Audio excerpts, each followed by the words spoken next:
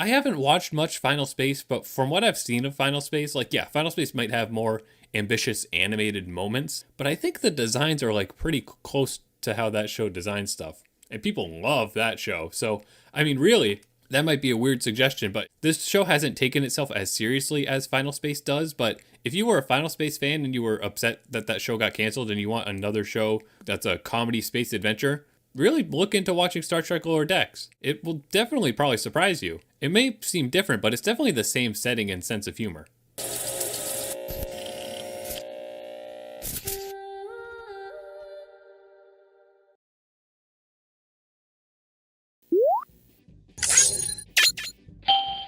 So because my Paramount Plus subscription is ending soon, and I don't really see much of a reason to keep paying for it. I mean, I'm not going to pay for it to watch that Fairly Odd Parents thing.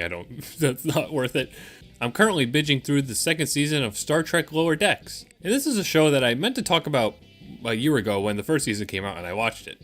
Because it's a show I'm finding myself enjoying quite a bit. Surprisingly, I'm not even a Star Trek person, like, at all. I'm much more of a Star Wars person, because that's what my dad, had me watch as a kid.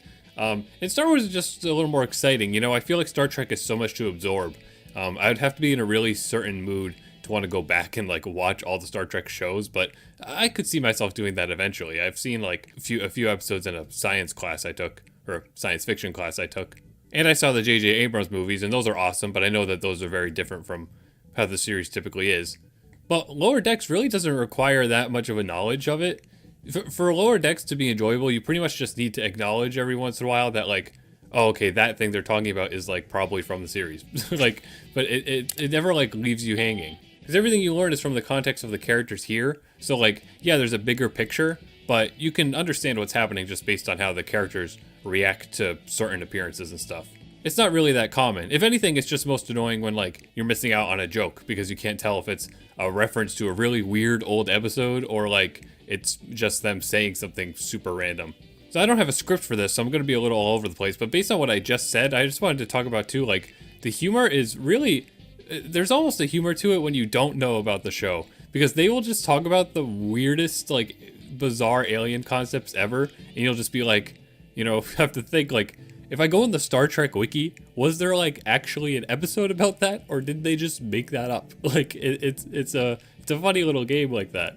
The series is created by Mike McMahan, who was one of the first writers on Rick and Morty, and it's also one of the creators of Justin Roiland's Solar Opposites series on Hulu. And I love that series. I've made a separate review about that you should check out if you're, into these sorts of cartoon adult comedies. Because I've really been into adult cartoons lately. So if you know any obscure adult cartoons, whether they're new or old, that you want me to check out, let me know in the comments. Because, I have a little bit of a list of them that I know I need to watch. I guess just what's on display here from him, he's like great at it. Because Star Trek and Solar Opposites share the same style, where it's like these really lovable characters. Definitely Lower Decks is much more character focused. Like there's more arcs going on. There's a little more depth and intrigue to the cast. Compared to Solar Opposites is mostly primarily comedy and like parody, but both shows follow the same sort of format. Like the episode will follow a very tropey idea usually. I feel like the season 2 premiere of Lower Decks was a really good example of this, where the main plot of the episode, one of the characters was like getting jealous that another character was hanging out with a different girl,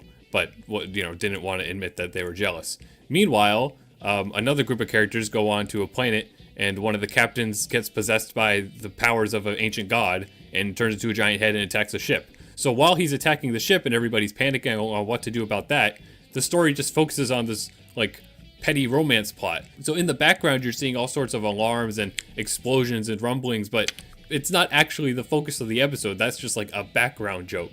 And I think that sort of humor works really well. And that's what a lot of the storytelling in this show and Solar Opposites is like.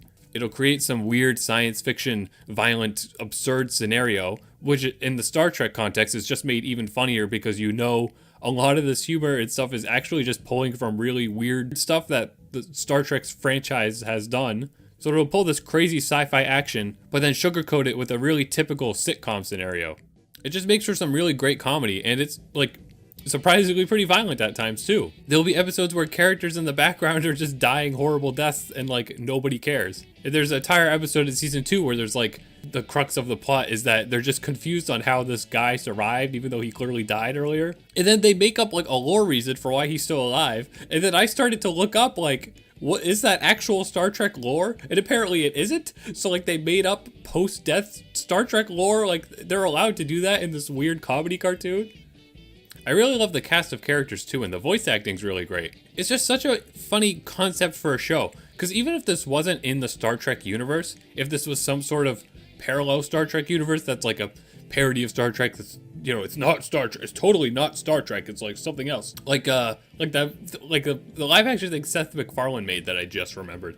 If it was something like that where it was like Star Trek inspired, but the story focused on like these grunt worker engineer characters, the concept would still be just as entertaining as it is, honestly. The Star Trek idea is just there to add continuity basically and pull in fans. Because just the concept of focusing on the grunt workers of these big spaceships that are always going into battles and doing diplomatic stuff is really just funny, because when you're watching original Star Trek or Star Wars, you would never really think about these sorts of characters, but they have to exist. You know, in the real Star Trek movies, these are the characters who would be dying off in the background, but in this show, these are the characters that are saving the day. It's a genuinely really interesting twist for storytelling, and it just makes for great comedy too, like I've said. So I really love the cast. They're all lovable. There seems to be some like pretty obvious like building up towards romance stuff going on, which it's not that uninteresting. It just is kind of an obvious direction to take things. But they do have interesting developments, and there's definitely some status quo changes at the end of season 1 that affect how things play out in season 2. So it's not devoid of its own continuity for sure. Like a certain character ends up leaving at the end of season 1, and then the first like 3 episodes of season 2, he's just actually not there. They actually use him for like some funny side jokes, but it's interesting that they stuck with not including them, or him. Did I already use a pronoun? Spoilers. Now the big thing to talk about in a show like this, of course, is the animation, because the instant that this got announced, everybody, hated on it and was upset. And they're like, oh, it's this art style again. And yes, I can admit that even though it's not too different from like the Rick and Morty or Solar Opposite style in Star Trek is definitely closer to the more generic Family Guy look. But what's good about it is what they do with it, I haven't watched much Final Space, but from what I've seen of Final Space, Final Space might have more ambitious animated moments, but I think the designs are like pretty close to how that show designs stuff, and people love that show. So I mean, really, that might be a weird suggestion, but this show hasn't taken itself as seriously as Final Space does. But if you were a Final Space fan and you were upset that show got canceled and you want another show that's a comedy space adventure, really look into watching Star Trek Lower Decks. It will definitely probably surprise you. It may seem different, but it's definitely the same setting and sense of humor. And actually, were you a Final Space fan? That show was kind of big, but like not really big enough with my friends or my generation or anything. 'Cause I never personally saw too much about it, but I knew it was pretty beloved by a group of people. If you have thoughts about Final Space, let me know in the comments, because I can tell that's probably something I would like, but I mean, did it get canceled before its storyline was complete and stuff? Like, is it worth watching? I want to find out, because that could be something to make a video about too if I enjoy it. But anyways, back on that topic, the thing that's interesting about the animation is that there's definitely a focus on the compositing of it. You can say what you will about the designs, that style is just not that interesting. I will admit that. But the characters don't look that bad. They all look iconic enough. If anything bothers me about it, it's maybe that the aliens all have the perfectly circular eyes and stuff. They don't really do much to make the aliens look cartoonified enough or look insane and interesting enough the way they do in Rick and Morty. Because Rick and Morty really, really goes nuts when they have time to design aliens and do weird backgrounds and stuff. That's that show's highlight.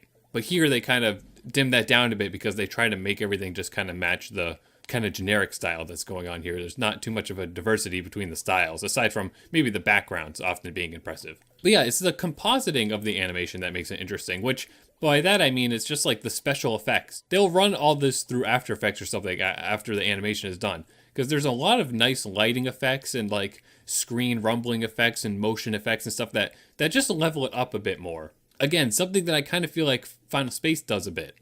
Because you can go and look at all those Family Guy ripoffs, like, Buckleberry, whatever the heck. Like, you can look at shows like that, look at their poster designs and stuff, and, like, just tell that those are shows that did not prioritize lighting or anything at all. Those are shows that probably prioritized comedy that wasn't funny. But Star Trek is a show that prioritizes comedy that is funny, prioritizes a creative concept, creative adventures, and interesting animation. The designs may not appeal to you, but where they take these characters and the ways that they visually convey it through the animation and through the lighting and through like the slapstick comedy at times, it's all actually really entertaining. And it's not as off-putting as you would think it is. Unfortunately, this is just an art style that we're not really going to be able to escape. So if you can stomach that aspect of it, you're really not going to be too disappointed with what they do with them. There is some nice animation on display here. Like I just watched an episode that had a car chase, and I was like genuinely impressed. It was a mixture of CG and 2D, and there was a lot of lighting effects going on. Like I said, it makes it look much more polished than your typical Family Guy art style show. Like, truthfully, this looks better than Family Guy. It may not seem like that from promotional stuff you see, but really when you watch it in motion and you see all the special effects they put in and the creativity to the scenarios, it is better. Like, don't just sideline it and think like it's some weird adult Family Guy knockoff Star Trek, because it's not. It's much more creative than that. Yeah, so I've really been enjoying this series, and I just felt like I wanted to share it because I know it's something that a lot of people are checking out. And I'm just finding myself more recently being interested in these sorts of animated shows that are adult-oriented because they have the little bits of dark humor that match my taste a bit more. They may not have the styles on display that all the kids shows do, and I mean, none of this comes close to some of the animes I've seen, in my opinion. But they're still thoroughly entertaining, and I know that there's an audience for something like this, especially because of how big Final Space was and how big Rick and Morty also was. I think everybody's kind of over Rick and Morty. So if you're looking for a really entertaining adult comedy that's sci-fi themed, has little bits of continuity, and some pretty great characters and progression, definitely check out Star Trek Lower Decks. And don't let the Star Trek aspect of it scare you. You really don't have to be that familiar with it. I am like slightly familiar, so maybe that helps me a bit, but if you like knew nothing at all about Star Trek, then you would probably like lose quite a bit more. But again, if you just have a passing knowledge of what Star Trek is, you'll easily enjoy this. You would even enjoy it more if you did know about Star Trek, but honestly, I'm sure that Star Trek fans are the kinds of people who would be actively watching this anyways because you would want to watch a new Star Trek thing. I actually wonder what Star Trek fans think about this. I mean, they must like it because, like I said, when I was researching stuff, like, the show is showing up on Reddit and stuff. I think Star Trek fans would probably prefer more traditional stuff, but I mean, for someone like me, this is definitely a perfectly entertaining and creative scenario to get me to be like, perk my ears up a little bit, like, oh, maybe I should watch Star Trek, even though I know full well that real Star Trek isn't going to be anything like this. Apparently they make like a little series of interviews for this show too. And it's been ordered to have 4 seasons. So the 3rd season's going to come out this year, and then I guess the 4th one will be next year, and we'll see if there's even more. But, I mean, pretty surprising to see it's going to last so long, and it's being produced pretty quickly. So there's only a year difference between season 1 and season 2. I don't think this is one of those situations where they're lying about the episode counts, but I mean, maybe they are, but it's an adult show, so maybe it's kind of in a different boat there. Plus, this is like kind of one of the only exclusive things on Paramount Plus, like, at all anyway, so I can understand why they would want it to last for a while.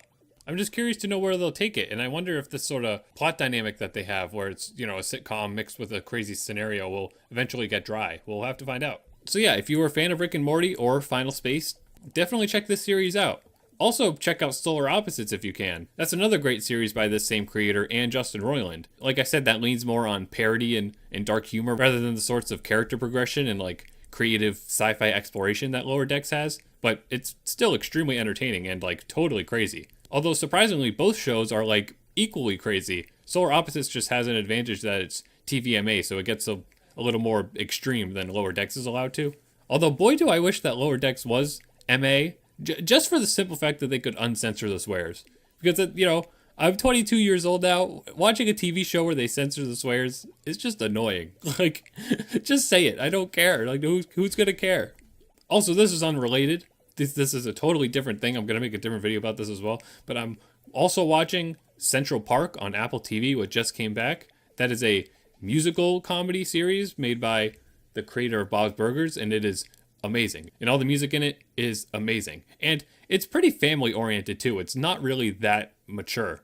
So if you're looking for something a little more wholesome and you love musicals, definitely watch that show. But I will absolutely have a separate video about that show at some point because I've been loving it so much for the past few years. So yeah, I really just love talking about these sorts of shows that I don't see much awareness of. If Star Trek Lower Decks sounds like something you would enjoy, I would recommend you definitely check it out. I think you'll be pleasantly surprised. I think most people will be pleasantly surprised by this. Really, the most off-putting thing about it is just that art style that, love it or hate it, you got to deal with it. And like I said, they do some pretty interesting things with it. It doesn't just look like Family Guy when it's in motion. It's much more interesting. So have you somehow seen this series before? Be sure to let me know what your thoughts are in the comments. Thanks for watching. If you enjoyed this video and want to see more, please hit the like button so more viewers like you can find this video. Please consider subscribing to my channel with notifications on to see my future content, and follow me on other sites like TikTok and Twitter for special exclusives. Thank you very much for watching. Please stay tuned for more.